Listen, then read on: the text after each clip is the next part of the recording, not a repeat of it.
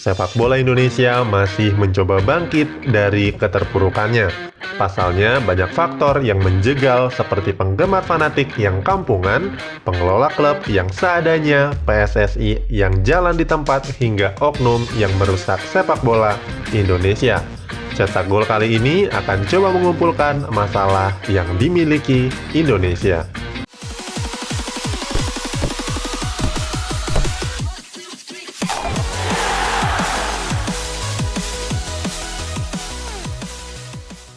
Bisa bersaing dengan negara top seperti Jepang, Korea Selatan, atau bahkan negara-negara di Eropa mungkin menjadi mimpi yang masih jauh untuk dicapai.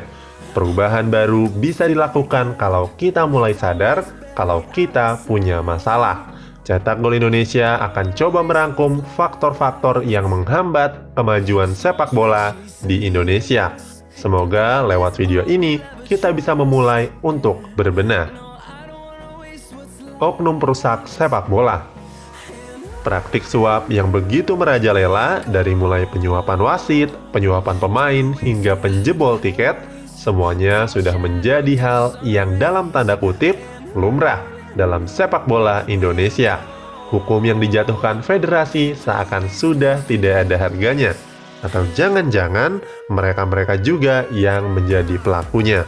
Pada 2018 lalu, di sebuah program televisi yang dibawakan oleh Najwa Shihab, manajemen klub Madura FC mengaku menerima penawaran dari kubu PSSI. Mereka coba membujuk untuk melakukan praktik pengaturan skor. Sebagai imbalan, klub ditawari uang 100 hingga 150 juta, tetapi dengan syarat membiarkan PSS Sleman meraih kemenangan. Namun Hidayat sebagai anggota Komite Khusus PSSI membantah tuduhan tersebut. Dia mengatakan siap mundur dari jabatannya kalau terbukti melakukan praktik suap tersebut. Selain itu, ada juga cerita kelam dari PSS Sleman yang bertanding melawan PSIS Semarang pada Liga 2 2014 lalu.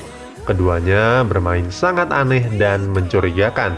Bagaimana tidak, dari 5 gol yang tercipta dalam laga itu tercipta lewat gol bunuh diri. Seakan menutup mata, PSSI dinilai tidak menindaklanjuti kasus-kasus sepak bola gajah. Bahkan PSSI sempat diduga membiarkan para makelar dan penjudi. Namun mereka tetap membantah dan mengatakan sudah berupaya untuk mengantisipasi praktek pengaturan skor tersebut. Memang sudah ada upaya untuk mengatasi hal semacam ini. PSSI menegaskan mereka sudah menempuh langkah-langkah strategis, contohnya dengan menggait lembaga penyedia data olahraga asal Inggris, Genius Sport. Mereka ditugaskan untuk mengumpulkan data pertandingan secara terperinci. Selain itu, PSSI juga mengadakan pendidikan kilat anti suap terhadap wasit dan hakim garisnya. Pengelolaan klub yang seadanya.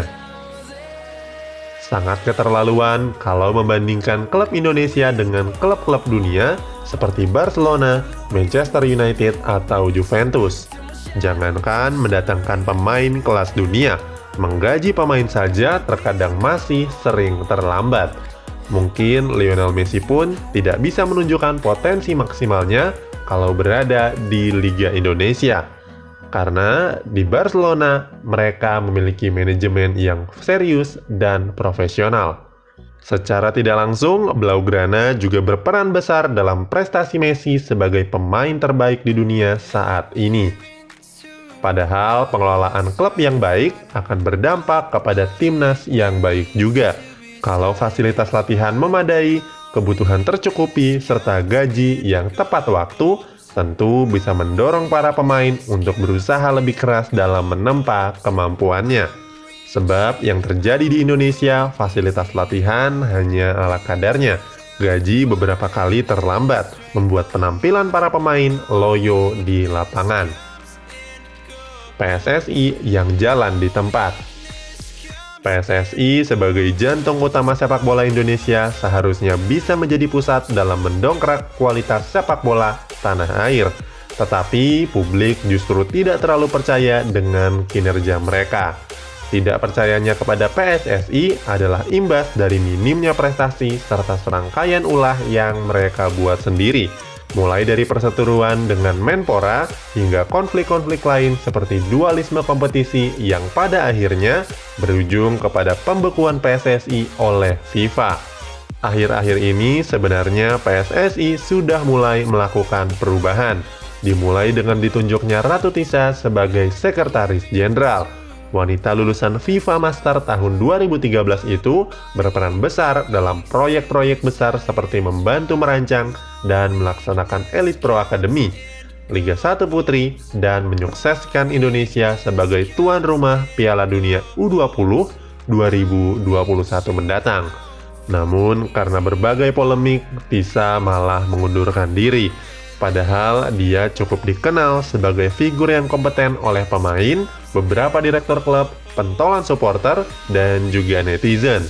PSSI dinilai butuh figur seperti Ratu Tisa yang punya visi jelas dan paham teknis pengembangan sepak bola Indonesia. Penggemar fanatik yang kampungan. Sudah bukan rahasia lagi kalau oknum fans sepak bola di Indonesia merupakan penggemar yang doyan menciptakan kegaduhan, dimulai dari aksi tawuran, penganiayaan, perusakan fasilitas, dan lain-lain. Hal ini tidak pernah lepas dari jalannya sepak bola Indonesia. Masih teringat momen di final Piala Presiden tahun 2018 lalu, di mana Persija Jakarta berhadapan dengan Bali United. Partai final yang diselenggarakan di Stadion Utama Gelora Bung Karno memberikan catatan pahit. Pasalnya, oknum supporter Persija langsung menerabas masuk ke dalam stadion dengan merusak pagar pembatas, pintu, dan fasilitas lainnya. Sebuah fanatisme yang menimbulkan kerusakan. Tidak berhenti sampai di situ, oknum The Jackmania juga menerobos ke dalam lapangan. Ketika pertandingan usai, mereka merusak sejumlah pagar pembatas di antara tribun dan lapangan. Menteri Pekerjaan Umum dan Perumahan Rakyat Basuki Hadimuljono menyebut kalau angka kerugiannya mencapai 150 juta. Angka itu tentu belum termasuk penonton yang masuk tanpa membeli tiket resmi. Serta masih banyak lagi kejadian-kejadian serupa yang tentu kalau dibahas satu-satu tidak akan ada habisnya. Padahal PSSI sudah berkali-kali memberikan sanksi kepada klub kesayangan sang oknum. Namun, para oknum tetap tidak kapok-kapok. Kultur itulah yang menjadi faktor penghambat kemajuan sepak bola Indonesia. Seluruh elemen di sepak bola Indonesia memang sedang berbenah. Tentu kita akan mengharapkan yang terbaik untuk dunia lapangan hijau di tanah air.